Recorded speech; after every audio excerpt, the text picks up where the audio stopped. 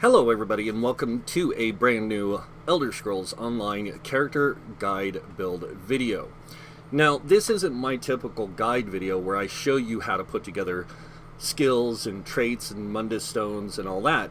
Instead it's a guide that shows you some of the rules of the game and kind of breaks them down to where they're understandable and why I've made the switch I have from a traditional MMO character to more of a more diverse, open-ended character.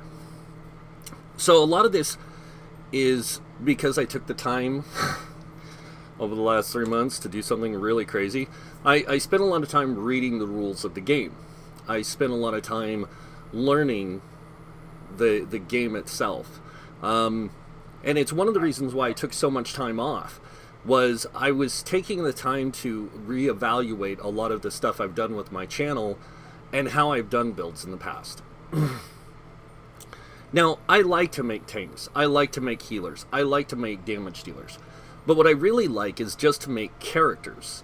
These characters that are unique, they're different, they're fun, they're outside of the meta, if you will, and I don't even like to even say that. Because there's good positive things about the meta, and then there's negative things about the meta. And we'll get to all this stuff here in a minute. But before I do, I have to kind of tell you why. So, a long time ago, I started playing a little game called Dungeons & Dragons. It's not a little game anymore. It's actually quite popular, quite a big game. A lot of people play it. But when I started playing it, it was back in the early 80s. So this is a time when devil worshipping was really like a thing, and everyone thought that it was like demonic to play the game and you were going to hell and all kinds of crazy stuff. None of that happened. Instead, it taught me a lot of things. It taught me how to read and write a lot better. It taught me math. It taught me problem solving. It taught me a lot of skills from that game that I took into the real world.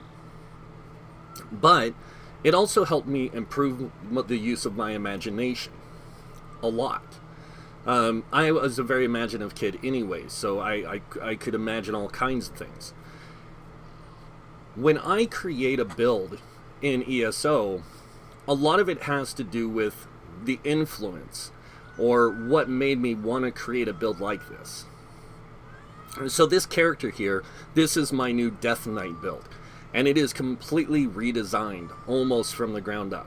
And it's really fun. It's really cool, it's really unique, and it's really different. But I took a step back from how I used to do things and said, you know what, everything's accessible, but how do you get this build to where it is? And that's when I said, okay, I'm going to use these specific tools, these sets,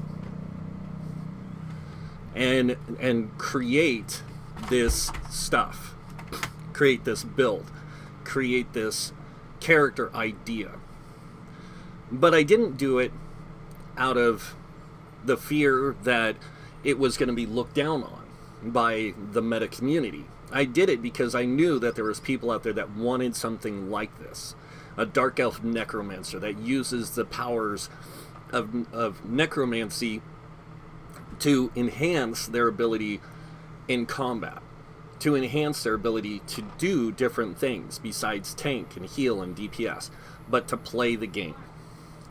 So, before I get any further, I need to go into and explaining other things. One of the things is what I've learned about reading the rules. So a lot of people don't realize the rules of the game are built into it. They're just not right in your face. So like when you create a new character and you start playing the game, they kind of give you some basic structure.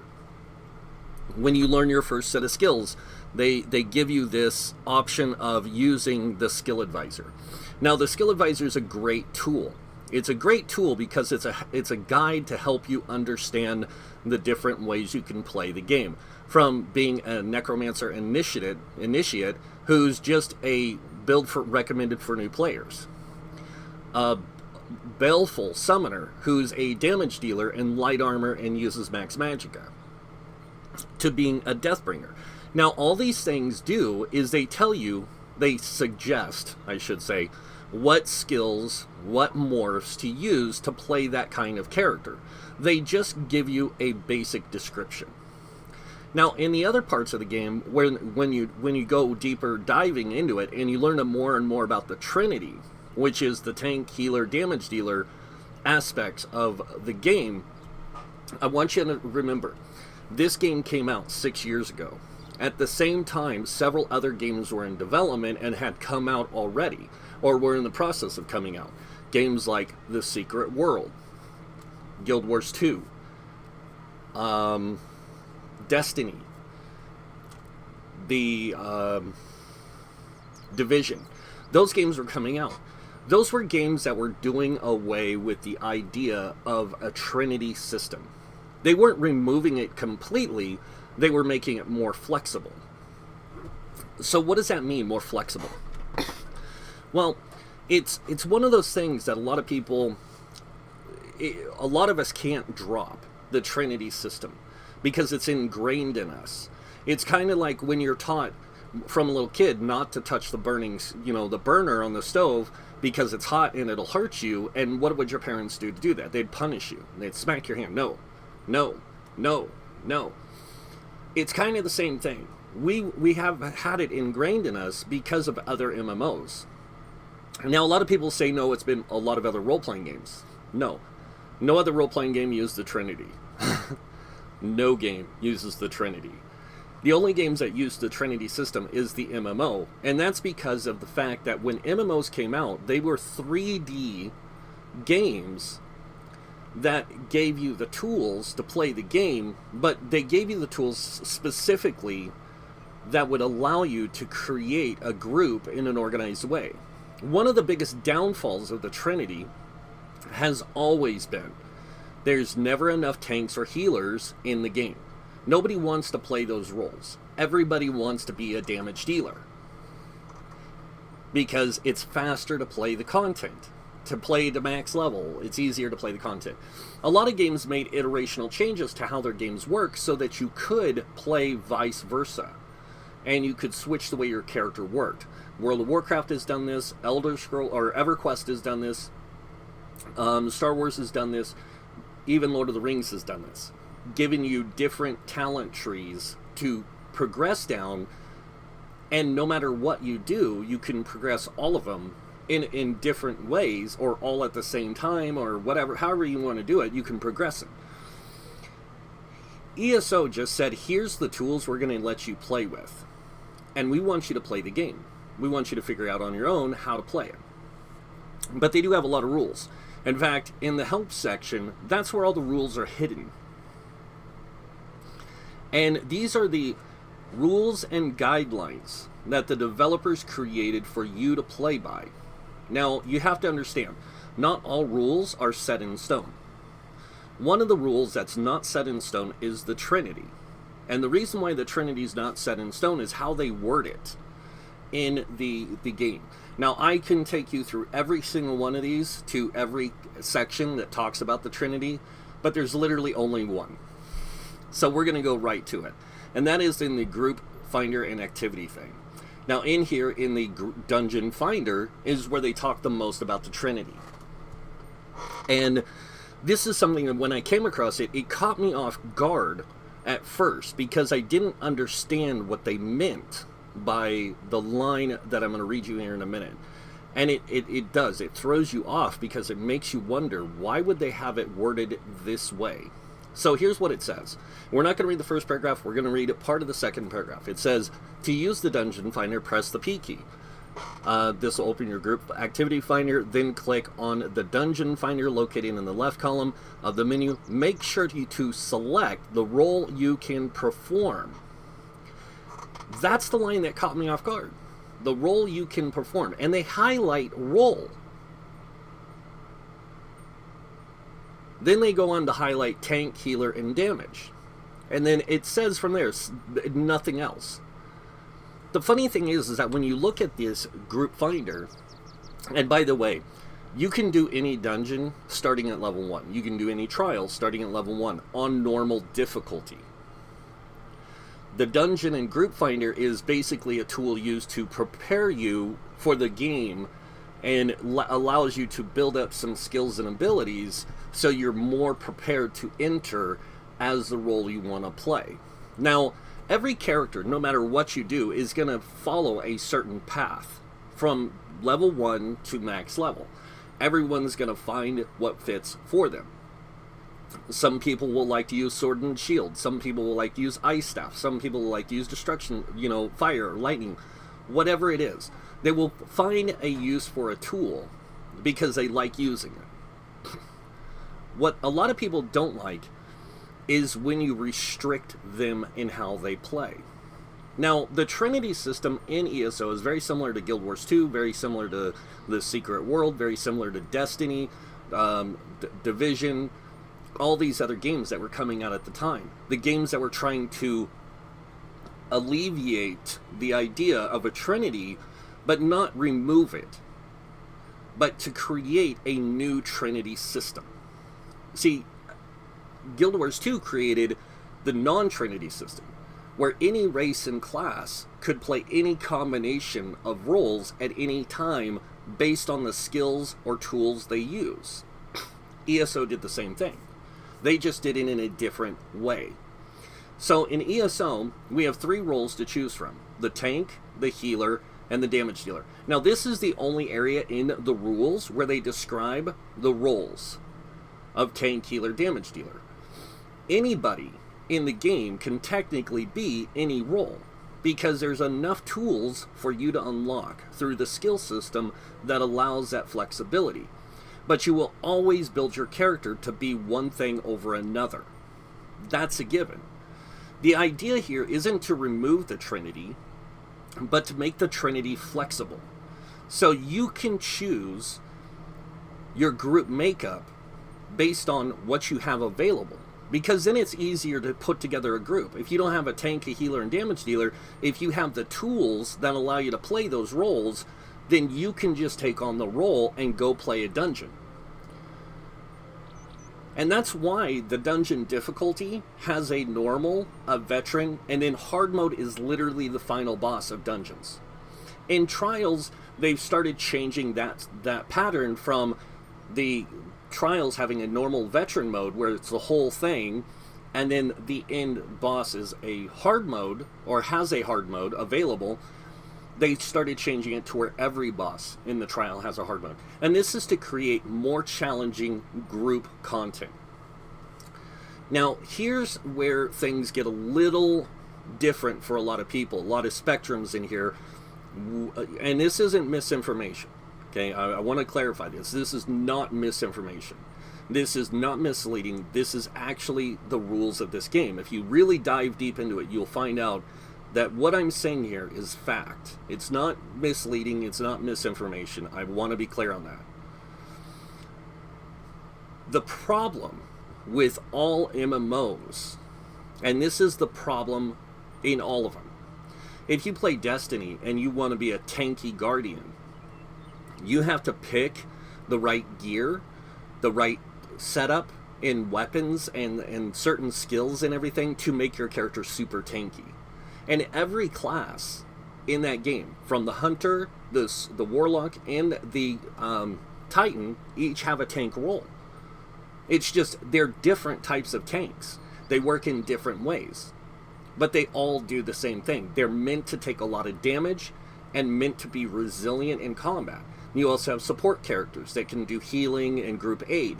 Each class has that built into them. The same thing applies to Division. Every build or every possible setup has those kind of things, because now everyone has the skills to do that. The same thing applies here. You have the skills to do it, because that's one of the biggest things about this game a lot of people forget about, is the fact that we get 500 almost skill points in the game. You have to play the game. You have to play a lot of the game. You have to do dungeons, you have to do trials, you have to do overland quests, you have to seek out sky shards, you have to do world bosses, delves, all this kind of stuff to get all the skill points in the game. Okay? So pretty much you have to play every aspect of the game to get every skill point. once you have every skill point, a lot of people only unlock the skills that allow them to play their role effectively. They don't look at the rest of the skills and say, hey, I can actually use a lot of these skills to change how my character plays. Now, you can look at the skills I have set up on the bar for this character, and you're going to see it's really DPS kind of heavy. It's really kind of designed to be kind of a mix between a tank and a healer and a damage dealer all in one at once. But that's because right now I have it really set up for more solo-centric play, not in a group-type play setting as a tank. But could I set this character up as a tank with the tools I have readily available? And yes, I can. See, even though I have the Thief Mundus Stone, I can change my Mundus Stone for free. Now, this does take some time. It requires you to go out in the world, or if you have them all in your house, you can go to that specific one, grab the one you need that's going to make you more resilient, more tanky, whatever, and you can do that. So I just went up to 28k health, because I went and grabbed a Mundus Stone that would make me more tankier. Now I can go grab other skills that are going to make me even tankier. Because, see, that's what the game allows. That's really the design of the game, is to allow the flexibility for us to play how we want, so we don't have to rely on somebody being a tank, somebody being a healer, somebody being a damage dealer. Instead, we all play those roles, but we have our specializations. And the same thing applies to things like D&D. If you play Dungeons & Dragons, when you play a barbarian, your character is really resilient in combat. They take a lot of damage. They're made to stand on the front lines and take a lot of damage. That's their job. So couldn't you do that here, make a barbarian character? Or couldn't you make a two-handed knight that fights enemies and slashes them down and stuff, but still stands on the front line and takes a beating? You can. See, that's the way ESO's true design is it's, and I don't want to say it's true design because I don't know. I'm just going off what I know about the game. And I can take reference from a lot of different people here. I can use reference to everything I do with a build and reference every meta person that's taught me how to build a character and why I build my characters this way. Because every character I make, no matter what, I'm going to min-max. That means I'm going to take every ounce I can of power and squeeze it out of the character. I'm going to use every tool I can do this with at my disposal. So when I create a build, a lot of people say like, oh, you're using the wrong sets. You're using the wrong tools for that build because it's not, you can't DPS with that because it doesn't do enough damage. The idea isn't, when you make a DPS character, isn't to give your character every tool under the sun that's going to give you maximum damage. It's taking advantage of your character's design to give you the ability to do damage. Period. Because we are flawed. Our characters are flawed all the time. Like, my character doesn't have a lot of magicka. So in order for me to be a healer in some sense, I have to play off both stamina and magicka. Because I don't have the tools to play a magicka healer. Even if I went over here and changed to the stone that gives me more magicka, which I'm gonna guess to make here. Nope, that's spell damage. Is this the magicka one? No, that's magic recovery. Then got that one. No, there it is. So I can take this Mundus Stone, and this will give me more magicka. 23k. I can also go in here, because I have the skill unlocked in the Mage's Guild, I can also go in here and grab Inner Light and put it on my bar. I have to sacrifice the way my character plays to play a different role. That's the idea. So in order for me to play a healer, an effective healer, I have to change how my character plays. That's kind of the point here. Some people don't really need to change much because they become really experienced players and they're really good at how they play the game, so they don't need to change as much as, say, somebody who's inexperienced. Somebody who's inexperienced would do what I'm doing here and changing everything out so that they could play a more effective healer. So, do I have a bunch of class heals? Yeah, I'm a necromancer. Of course I have a ton of class heals. Look at all the heals I have. You know, I have this one, this one, this one, and this one, and this, which all do healing. And then on top of that, I have other skills that are stamina based that I can use for healing. So I have a lot of tools that allow me to play the healer. I also have other skills I can take from other trees or skill areas that allow me to heal and protect as the game describes a healer. See, that's why I'm not trying to stop doing the Trinity. I'm just trying to not make it so present, so people can choose the kind of characters they want to play.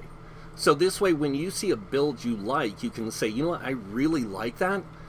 I'm going to love playing it because it gives me that flexibility that I like in my character. But I'll also be able to play this other stuff because I have that ability. Now, do you have to use Tri-Stat food all the time? No. I want to be more stamina DPS. I can literally go down here and grab any food out of the lunchbox or even off the marketplace. I can grab the braised rabbit. I can grab dubious Cameron throne. And I can equip this to my character. Is it going to do anything to improve how my character works? Well, in this case, in the stamina sense, yes, because it's going to give me a way to give me more stam recovery, and it's going to lower my stamina pool and my max health, but that's fine. I'm playing to be damage. Now we can go actually talk a little bit about sets, because this is another big issue that I find with people and this game. A lot of people say that you're not using the proper sets because you're not using this particular set or this particular set or this to give you the most power in your character. The thing here is that when you create a character in this game, you don't know what's going to work best for your build at all. Because there's no guide that says this set, or this set works best in every role or in every situation. You have to kind of go through and make a feel for what fits the kind of build you're making. In this case, this is the Death Knight. This character is built around this idea of using magic, death magic, and basically just chaos to win a fight. And so I have a lot of different ways I can do that. I mean, if I want to be more, like I said, of a damage dealer, I can also go and get the warrior power pot. I can go get the spell power pots to give me magic return and stamina return, or focused on, you know, this idea where I can play. Would you stop doing that, game? That I can play any role I want, because I can just swap things around. Go from tri-stat to being a tank, to going to dual stat to being a damage dealer, or going to the tri-stat again to be a healer, and then taking on all these other tools so I can do it. It's a matter of changing things around and making your character play the way you want them to. And that's really, you know, the way I see it. Because, again, I see a lot of things that a lot of people don't see. See, I've been around the MMO scene for a while, and I've seen a lot of things from, like, the GDC, which is the Game Developers Conference in California, where they talk a lot about this stuff, and they talk about a lot of the changes they make to their games and the reasons why and all this kind of stuff. When Guild Wars 2 was coming out, they literally stated at the GDC that, and this was Colin Farrell, he said, the reason we are getting away from the Trinity isn't to remove it, it's to make it more flexible. So players can play in groups how they want. So they don't have these restrictions like they do in other games. Like when you choose to be a ranger in Guild Wars 2, you're a ranger. That's it. Now, how you put your skills, what weapons you're using and all that together changes how your character plays in a lot of different ways. Using different sets changes how your character plays in those same ways. The same thing applies here. Now, if I showed you the sets that this build was using, you would be like, okay, it's a DPS. But why is it so tanky? It's so it can be either or. It has the strengths to be both. It's just a matter of how you want to play it. This way there's flexibility in the character build to be that choice. So a lot of the times that you see, like when I did the druid, somebody said, that really looks like a healer, but you're not using a resto staff. Could you show me how to use a resto staff with it? Equip a resto staff. Use the skills you want to use with it. Like, I can show you, and it's not that I'm not doing it because I don't want to. It's, I'm doing this video to explain that. If there's something you don't like about a build, it doesn't matter who makes it. Me, Alcast, Asian Guide, Nephis, which are all great people, by the way, very knowledgeable people, but I will get to what's falling in on their end. And then even like Hack the Minotaur or Zyno, they all offer different builds, and there's even more than that. There's hundreds of thousands of people who make content for this game from all over the world, and everyone has their own build style. A lot of people follow the meta system, which is fine, because the meta system is really good. And the problem is that, and this is the problem of the meta system, there's not a lot of options. It's very restrictive. And a lot of people don't like that. And this brings me back from there to here, which is, why would they make such a loose Trinity system? Flexibility. To allow people to play the game more to their liking normally, and then when they're not playing that way, and let's say you need to get a group to help somebody get some gear, but not everybody in your guild is on that's really prepared for that, but you just decide you're going to go for it and try and get this person geared out. If you don't have the necessary roles, who's going to play that? Are you going to sit there for 5 hours or 3 days or 4 days waiting for the tank or healer to finally get on so you can go do it? Are you going to pug for a healer and or a tank that might not be playing the way you want them to? Or are you going to just go do it with what you have available? And that's the idea here. It's to go play the content with what you have available. See, even gear sets have their limitations. The highest power gear set you can get is CP160. The best sets you can get are perfected, and those only drop in trials. So how are you supposed to get a perfected set? Well, you play it on normal, get the non-perfect version, then play it on veteran and get the perfect version. You get the sets you want by playing the content. It's that simple. And you can only be as good as your character is designed. So there are limitations on how much max magicka, stamina, and health you can have. There are limitations on how much spell and weapon damage you can have. There's limitations on everything in your character. And that is by design purpose. That is so your character doesn't become too powerful for the game.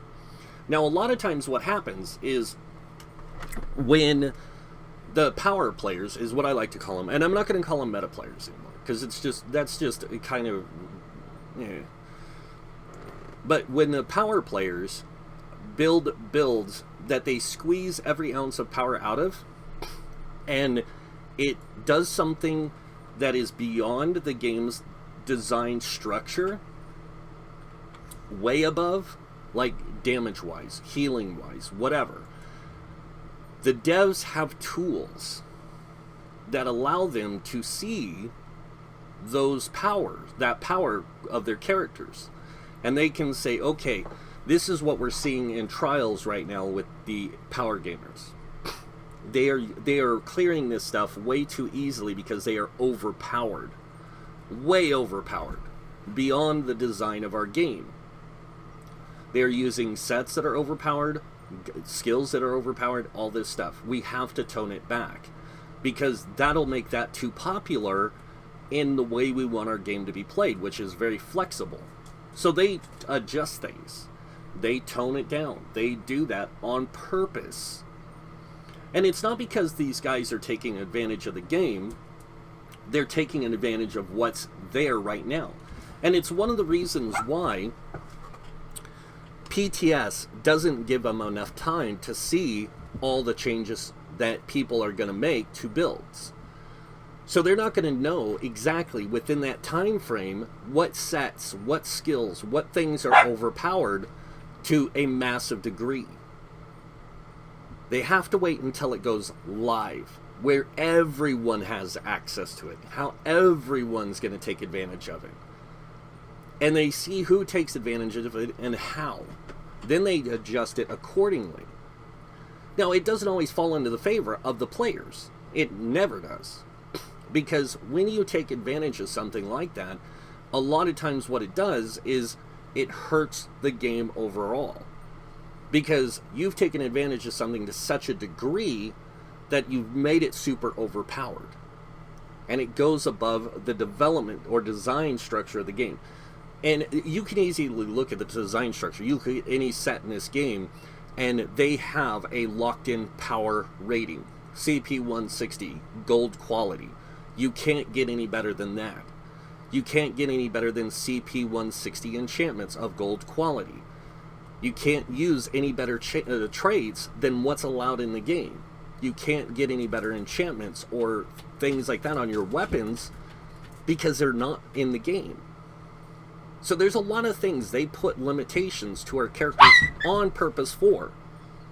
And that is to keep our characters bound to a certain power level. Now, a lot of people don't like that because they want a progressive game. They want their characters to progress. But that's the idea here. And it's just not the same kind of progression you're used to. You're used to power progression in games like World of Warcraft and EverQuest and Star Wars and Lord of the Rings because those games keep adding new levels of power. ESO doesn't. They added the champion system, which is kind of like a new level of power, but it's more like an alternate advancement tool used to increase your power. But it's such a minute difference. A lot of people think that 10%, 15% is a lot. It's really not. Not compared to all the stuff added together that you can have. So like using Mother Sorrow, say Mother Sorrow Julianus, and say Iceheart. That's going to give you a ton of spell crit in itself, because everything you're using is pretty much crit. One thing is stamina out of it, or magic out of it, and then 300 spell damage on a set, and then everything else is crit. Then you just dump spell damage on your character, on your jewelry. That's a lot of damage. How much spell crit can you get in the game? Well, here's the thing. You can't beat 99%. It's impossible. The game literally locks you out of 100% crit. You can build to go over 100%, but it locks it at 99. It's the same thing with like our resistance cap. Our resistance cap's 33,000. Period. Doesn't go any higher. You can go over that, but it does nothing for you. It just keeps climbing. The highest resistance you can go to is 100k. Doesn't go any higher. What's the highest stat value you can build to in the game? Well, depending on the race you pick. So, like, if you pick to be a Red Guard, Wood Elf, or a Breton or High Elf, you can only build those races to the maximum stat values. That means the maximum stamina, magicka, period. Wood Elves and Red Guards, with the right sets, and this is just stacking nothing but stamina on your character. All stamina enchants, stamina sets with high amounts of stamina, no weapon damage, no crit, no nothing, and you're looking at about 60k max stamina. Period. You can't go any higher. So there's a limitation on how high you can take your stats. But here's the thing, and this is something a lot of people don't realize. This game does have diminished returns on a lot of stuff. That's why they put those caps there, is because anything past that is useless. But it doesn't mean that you can't go over. It just means that you're limited to your options available. The same thing goes with health. You can go to 100k health with certain races and certain sets and certain tools, but it's really hard to reach it. And there's only literally like 2 races in the game that can reach that high of health. The rest of them can get like within a couple thousand. usually between 8 and 9,000. But there are builds that allow you to get to 100k. But what are you sacrificing when you do this? And that's the whole point here, is when you make a character in ESO, your character has to be able to do certain things. They have to be able to fight, they have to be able to defend themselves, they have to be able to heal themselves, they have to be able to do everything at some point or another, because you don't have every role with you all the time. You don't have a tank, a healer, a damage dealer. So there's times where you're playing by yourself and you go into a public dungeon to try and take it on, and you're getting annihilated because you just don't have the survivability. Are you going to leave that place and just be like, oh, I'm done, this is stupid? No. You take your character, you adjust your skills, you go back in, you wipe the floor at that place. Because that's what the game allows you to do. It allows you to make yourself tanky. It allows you to make yourself durable for the purpose of that reason. So you can own the crap out of that place without putting too many restrictions on your character. The whole idea of this game is flexibility. And that is the true point that I make with these builds, is to say, this is a character, this is a Death Knight, these are your options in play, but they're flexible. I'm going to show you the tools I would use, but you don't have to use them. They are optional. Just like the skills I unlock are optional. The tools I'm using, like two-handed and bow, are optional. You can go sword and shield and bow. Heck, you can learn all the weapon types you want, because there's nothing restricting you on what you can and can't learn besides the amount of skill points you can earn in the game. Besides the content that you have access to or don't. And when people say, I don't have a build strong enough to take on a dungeon, that's a lie. Because dungeons are literally geared at normal difficulty for new players between the levels of 1 and 45. You can't enter any veteran content until you hit 45. And then all veteran content in the game, dungeons and trials, are available to start doing. But not for the dungeon finder. That is restricted. And the reason why it's restricted is it's one of the rules of the game. Because when you go to do pug groups, you don't want people that are like level 1 jumping into a dungeon, or level 3 when they come out of the tutorial jumping into the dungeon with no skills unlocked, not being able to be prepared for what they're going to face. Just like in veteran dungeons. Veteran dungeons, only the base game dungeons open up at 45. The DLC dungeons open at CP like 300 or 250 or something like that. It's something stupid. And I say it's something stupid because you can't learn to play the game if you don't have any way of doing it.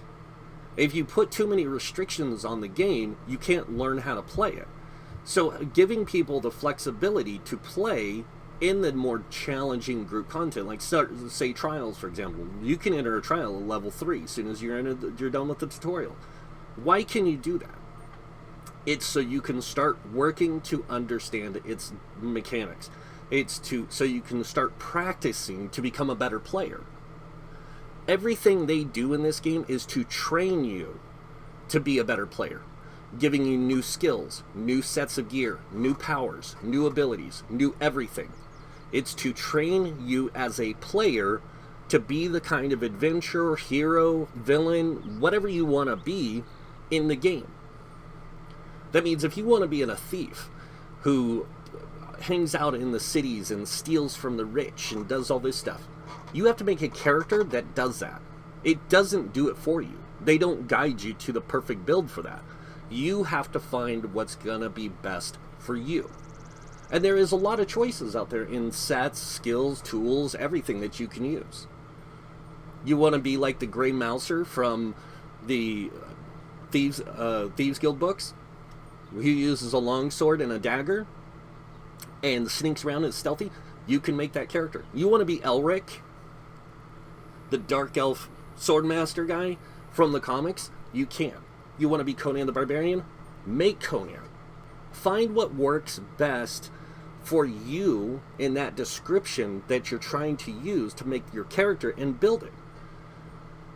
If you want your character to be more tanky, put more health enchants on your character. Put more resistance to your character. Put more survivability. If you want your character to be more healer-centric, make your character more healer-centric. You want your character to be more DPS-centric, make him more DPS-centric. But here's the thing you have to understand. Sets only amplify your ability to play your character. So that means when you use a set like, say, Kvetch's Gladiator, it improves your ability to play DPS. But when you use it in combination with a set like Eben, it also allows you to be tanky. And then when you use a monster set that gives you a mixed balance between DPS and tankiness, you get that balance. So now you have a character who can be tanky and be a damage dealer when they need to be, or also, if you want them to, they can also play a little bit of a healer. So in those group situations, you have it available. And that really is what I see when I play this game. I don't see tanks, healers, and damage dealers anymore. I see classes. I classifications of character types. So when I created today, this week, the Battle Priest, I created that based on an idea I had from 2 years ago. And I said, how can I make a Battle Priest in this game and make it work in a way that's going to be effective and fun? Now, you got to remember, just because I set it up with 2 Resto Staffs doesn't mean you have to use 2 Resto Staffs. Heck, you can use a Resto Staff Lightning Staff, Resto Staff Fire Staff, or Fire Staff Lightning Staff. I don't care. Other people might, but I don't. It's whatever works for you as a player in the concept or way you want to play it. So when I go into dungeons, I go into trials, I will take the builds I share with you guys here. A lot of the time, I play a lot of those same builds. Not every single one, but I play a lot of those builds on the live service. And I play those builds how you see them. Like, if you see them as a knight using the sword and shield and a two-handed, that's how I play them on live. But then what I do is, when I'm not tanking, I switch them to what I need them to be for the situation. Whether I'm playing in a dungeon, or I'm playing overland, or I'm playing in a trial, or I play this, or I play that, I can play the content. Now, do I play trials a lot? No. But I do play them a lot on normal. I'm not going to lie there. I will play a trial on normal a lot. And the reason why is because I like the challenge. I like how fun they are.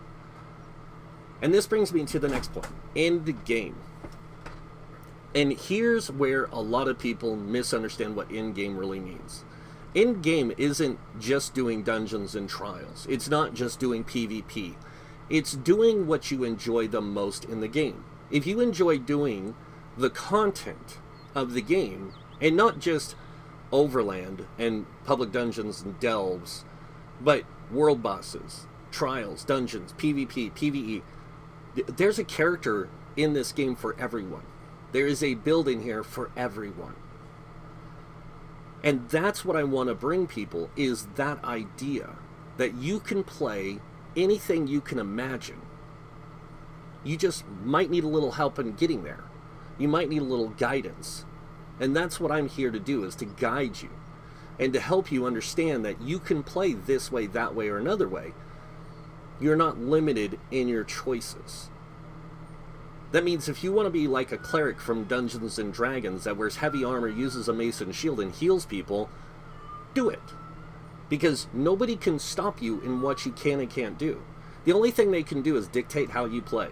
That's it. And dictating how you play doesn't stop you from playing, it just pisses you off. And this is, again, like I said, this isn't me being negative against the meta. This isn't me being negative against those people. I respect those people's work. I watch their work because I learn from their ideas. And I take those ideas to min-max the builds I make, so I can make them as powerful as I possibly can and give you the tools necessary to play the game. That's why when I tell people I use a universal CP setup, I do.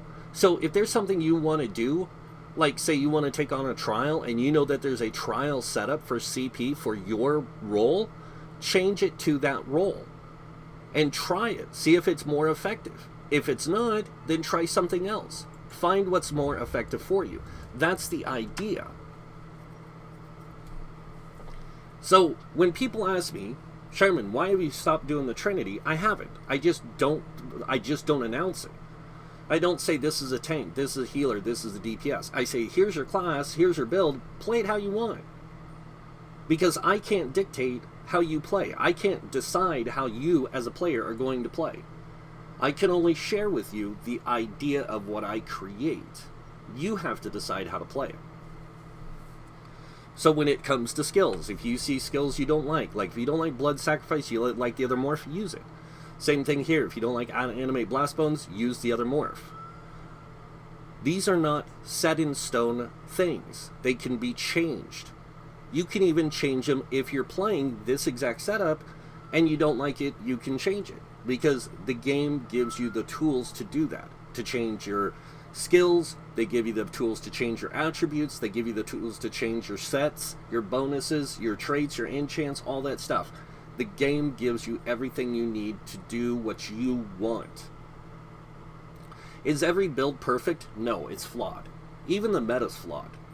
If the meta was so perfect, every class could tank, every class could heal, every class could DPS, and do it effectively. But they can't. And that's because the limitations they put on the builds. That's why you're starting to see the meta starts branching out to more and more sets, and saying that these sets are still viable with certain build types.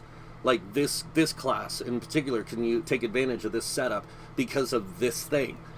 The reason they do that is because that works better for that particular setup. It's the same thing here. If you see something you don't like, change it to what fits you.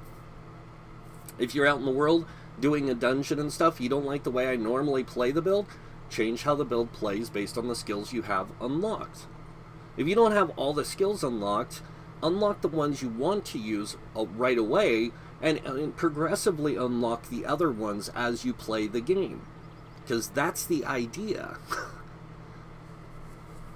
And that's pretty much it, guys. I mean, I've sat here and tried to make this video 1,000 times over the last few months, and I couldn't. I couldn't because it's so hard to discuss this stuff without making myself sound like an idiot, or make myself out to be some person who's hating on the meta, or hating on the Trinity, or hating on this. I don't hate those things. I don't dislike those things. I understand why the tools are there. I just don't agree with the concept that a lot of people use when it comes to how you have to play. And that's why I make so many different builds and put so much flexibility in them, is so you have those options, those freedoms to pick and choose. I might set up a build one way, you could change it to what fits your playstyle more effectively, and it's not going to bother me one bit, as long as it works for you. Because that's why I make builds. But that's it for the video, guys. I hope you guys understand. And again, no offense to anyone out there. I wasn't trying to offend anyone with my video or try to mislead anyone or misguide anyone. The meta's there. It's going to be there. Doesn't matter. And you can choose to play it or not. It's up to you. I'm not going to force you to play any other way. I will respect your decisions regardless. That's the way I am. So, but that's it. So, major shout out to all the other content creators out there. You guys have been doing a fantastic job with all your videos and stuff. I have been following a lot of you for a long time, and you guys keep inspiring me. And even to my channel viewers, you guys inspire me every day to keep making videos by telling me that about the things that you like, about the things that you want to see, about the things, the kind of builds you'd want to play. It really does inspire me to get in and become creative with those things. And so I have to thank you all. But that's it for the video, guys. Hope you guys liked it. If you did, you guys know what's coming next. Go ahead and hit that like button. If you guys want to see more videos by me, you can subscribe. Other than that, I want to thank you all for watching. Until next time, have a wonderful day, and this guy might see you in game. Bye.